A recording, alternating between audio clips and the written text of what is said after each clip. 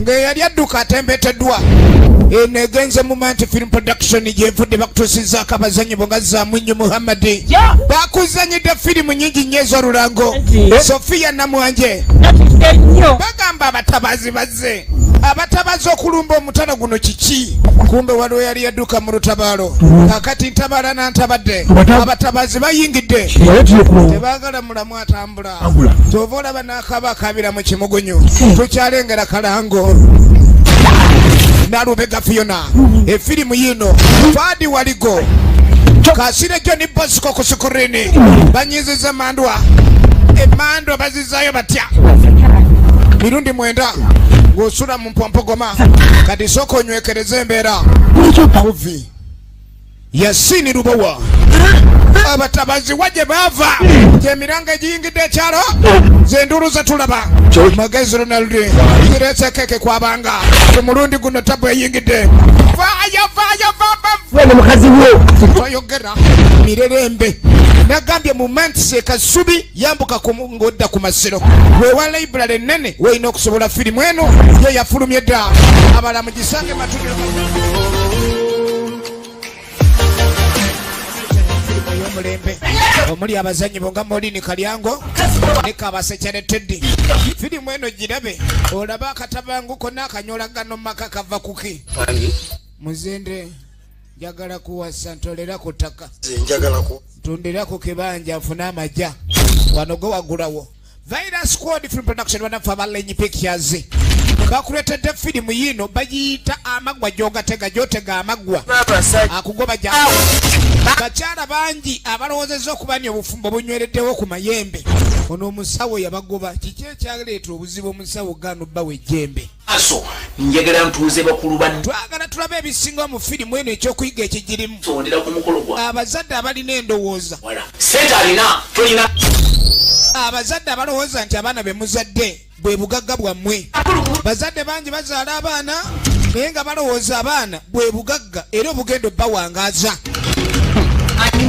tosubwa Molini Kalyango mu firimu eno gyotega amagwa era nga producer Jim Emily Yazini muzee eruddewo okufa nga bane maali likigamba abe wammwe yiyita gyotega amagwa olwaleero ogijja mu Natete Shopping Center nagambye Natete Movie Center wolaga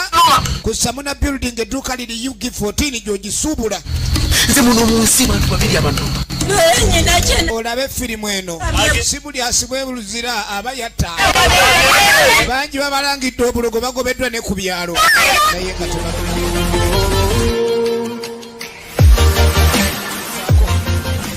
bambi nga kitalo naye eno gye muyise nga wazibu tugenda maaso n'akalanga ka firimu eno ne tugenda gikutuusaako emanyiddwa nga Kaligi kakali Kaligi egaali ne yeetegula mayiti egenze mayiti egenze Kaligi agenze efirimu yino mwe simutulekera omulambo wano The Jealous Ghost baloge ekubya anti nina okwe solindeko kakati onenjaga yamukuba alowooza byalaba enjaga yebirese eno mayiti eri ku gaali ekuba nekengere kubayo firimu yino kugambye eri ku coming soon nze walaba eno tennabeeramu olugezigezi olwo baagala nnyo okuloga omukazi bamumeze ekirevu abalogo bali mu nsi tozanyisa eddogo gwe eddogo gyeriri okusamala ndwadde embi tugenda maaso eno tugikutuusako essaawa yonna nagambye egenda kuba okugulu Praise Jordan Jesse waliku omulambo gufuusa omulambo nagaye matundiro ga firimu na mugwanga weri naye ng'ogenda gyetuusako okuva mu Praise Jordan Movies okanawe omukazi mulaba egenda maaso ogenda gifune wa Praise Jordan wali ku Zai Plaza leve yokubiri tugikutuusako bulungi nnyo eno wetwogerera afulumye dda Sembati Ashrafu wanyiza omusajja wanyiza omusambwa mugunyiza ani ali awo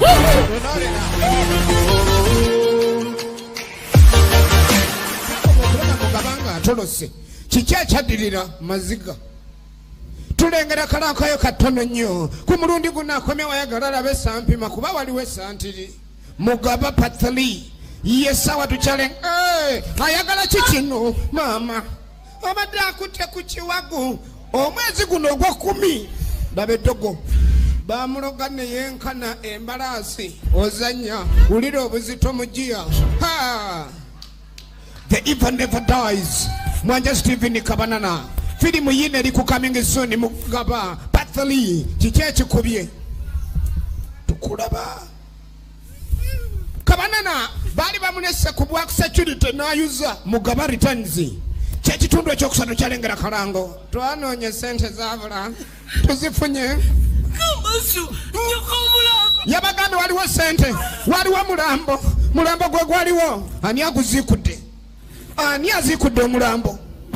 tugenda maaso mpola mpola kakati filimu yino Fadi Waligo and El Siraji Musabate production tugenda maaso walabe ebitundu ebyasooka kiki ekiyingudde kureta ennyumba eganye filimu yino Mugaba akomyewo Mugaba returns Mugaba Pathali Lutakome Tony Kayanja director Amfe bufinveewo bannaye omukazi gwenira gwenjagala tanfaako ekiseera ssebo kituuka mutuufu muline weegomba okwetta okwejja mulamu bw'ensi eno nga buli kimu kikusumbuwa ayina omukazi naye n'omukazi tamufaako yajja amukubire kasimu mbwagambye kano ke tubaleetedde era nkagenda kubeera akanjawulo kamala bw'atyo ssebo yamukubira akasimu n'ajja era olwatuuka nakyala ssebo yatandikirawo kwekyanga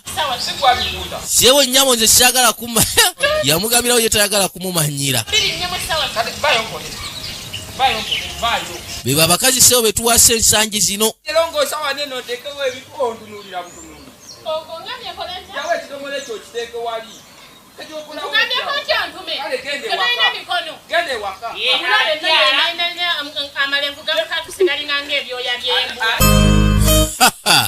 Mama nyabo kasina makano yakayise amaka ga kaboyo era nga kajja mu bwangu obutenkanika era nga gena kugira mu butundu wa mu filimu obwo butundu